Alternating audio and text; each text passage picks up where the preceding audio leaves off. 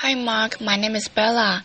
My student number is S0441017. Cesar Harada. How do I teach kids to love science? I'm a freshman at NCUE. When I was a kid, my parents would tell me, you can make a mess, but you have to clean up after yourself. So freedom came with responsibility. But my imagination would take me to all these wonderful places where everything was possible.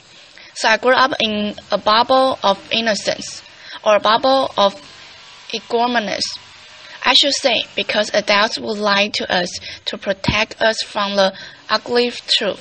And growing up, I found out that adults make a mess, and they are not very good at cleaning up after themselves. Fast forward, I'm an adult now, and I teach citizen science and invention at Hong Kong Harbour School, and it doesn't take too long before my students walk on the beach and stumble up piles of trash, and a school citizen will clean out the beaches. And no, he's not a drinking alcohol, and if he is, I did not give it to him. Laughter.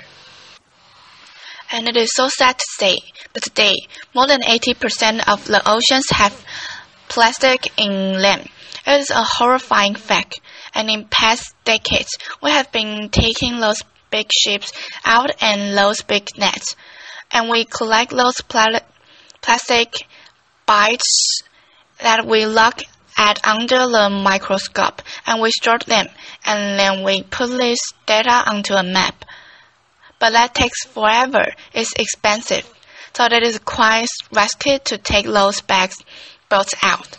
So with my students, aged 6 to 15, we have been dreaming of inventing a better way. So we have transformed our tiny Hong Kong classroom into a workshop. And so we started building this small workbench with different heights, so even real strong kids can participate.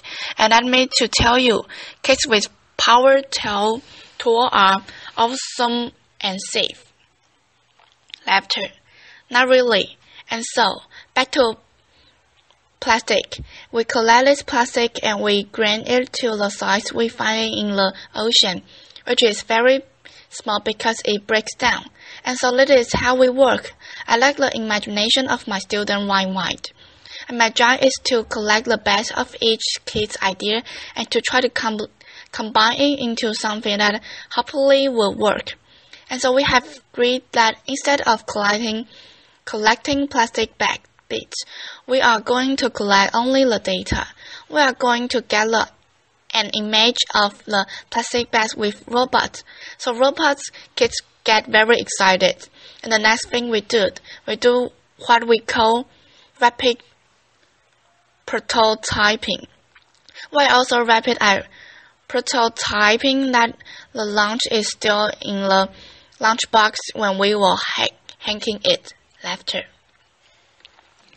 And we hack table lamps and webcams into bombing fixtures, and we assemble that into a floating robot that will be slowly moved through water and through the plastic that we have there.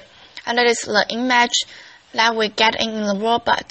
So we see the plastic pieces floating slowly through the sensor, and the computer on board will process this image and measure the size of each particle. So we have a rough estimate of how much plastic there is in water. So we documented this invention step by step on the website for inventor called Instructables, and it is in hope that somebody will make it even better. So what was really cool about this project was the students saw a local problem, and boom, they are trying to immediately address it. I can investigate my local problem, but my students in Hong Kong are hyper-connected kids, and they watch the news. They watch the internet, and they came across the image. This was a child, probably under 10, cleaning up an oil spill barehanded in the Sunderband, which is the world's largest mangrove forest in Bangladesh. And so they were very shocked because it's the water they drink, it's the water they bathe in, it's the water they fish in, it's the place where they live. And also you can see the water is brown, the mud is brown, and oil is brown. So when everything is mixed up, it's really hard to see what's in the water. But there's a technology that's rather simple. It's called spectrometry. It allows you to see in the water. And so we built a rough prototype of spectrometer, and you can shine light through different substances that produce different spectrums so that you can help you identify what's in the water. So we pack this prototype of a sensor and we ship it to Bangladesh. So what it was cool about this project was that beyond addressing a local problem or looking at a local problem, my students used their empathy and their sense of being creative to help remotely other kids. I can investigate a remote problem. So I was very compelled by doing a second experiment, and I wanted to take it even further. Maybe addressing an even harder problem is also closer to my heart. So I'm half Japanese and half French. And maybe you will remember in 2011, there was a massive earthquake in Japan. It was a violent that triggered several giant waves. They are called tsunami. And those tsunami destroyed many cities on the eastern coast of Japan. More than 4,000 people killed in the instant. Also, it damaged the nuclear power plant of Fukushima. The nuclear power plant was just by the water, and today, I read the report and an average of 3 towns are linking from the nuclear power plant into Pacific Ocean. And today, the whole Pacific Ocean has traced the contamination of tsunami 137. If you go outside on the west coast, you can measure Fukushima everywhere. But if you look at the map, it could look at the most of the radio activities have been washed away from the Japanese coast, and most of it now, it looks like the safe, but blue. Well, reality is a bit more complicated than this. So I've been going to Fukushima every year since the accident. I measure independently and with other scientists on land, in the river, and it's the time we wanted to take the kids. So of course, we didn't take the kids. The parents wouldn't allow that happen. Laughter. But every night we would report to mission control. Different masks they are wearing. It's like that they didn't take the world seriously, but they really did because they are going to have to live with radioactivity their whole life. And so what we did with them is that we discuss the data we collected today and talk about where should we going next, strategically, intelligently.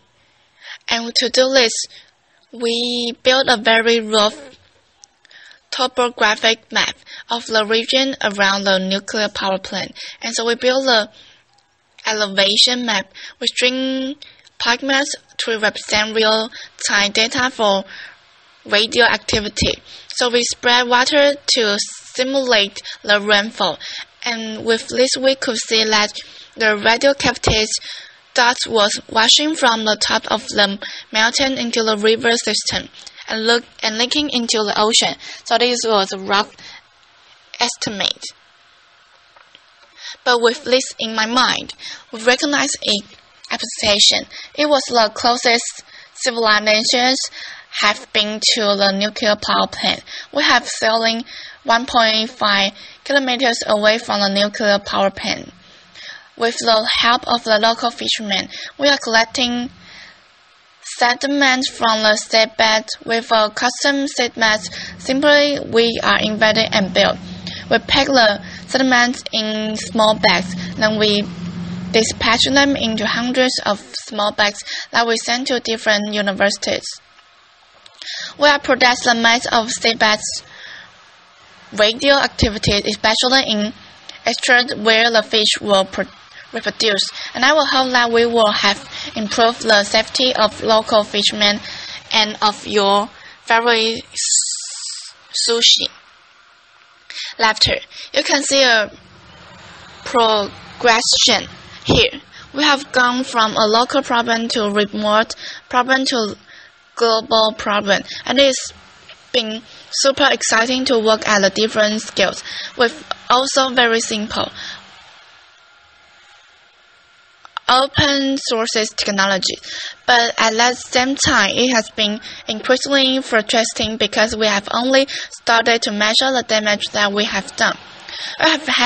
We haven't even started to try to solve the problem. And also, I wonder if we should take just a lab to try to invent better ways to do all these things. And so the classroom started to feel a little bit small, and we found an industrial size in Hong Kong, and we turned it into the largest mega space focused on the social and environmental impact. And it is central Hong Kong. It is a place we can work with wood, metal, chemistry, a bit of biology, a bit of optics. Basically, you can build pretty much everything here. And it's a place where adults and kids can play together. It's a place where kids' dreams can come true with the help of adults, and where kids begin. Student. Acceleration. Cesar Harada. We are asking questions such as, can we invent the future of mobility with new renewable energy, for example? Or can we help the mobility of aging population by transforming every standard wheelchairs into cool electric vehicles? So plastic, oil, and radioactivities are horrible legacies. But every worst legacy is that we can live our children's life. We can no longer afford to shield the kids from the ugly truth because we need their imagination to invent the solution. So, citizen scientists, makers, dreamers, we must prepare the next generation that cares about the environmental and people, and that can actually do something about it. Thank you. Applause. It's all about my recording. Thank you.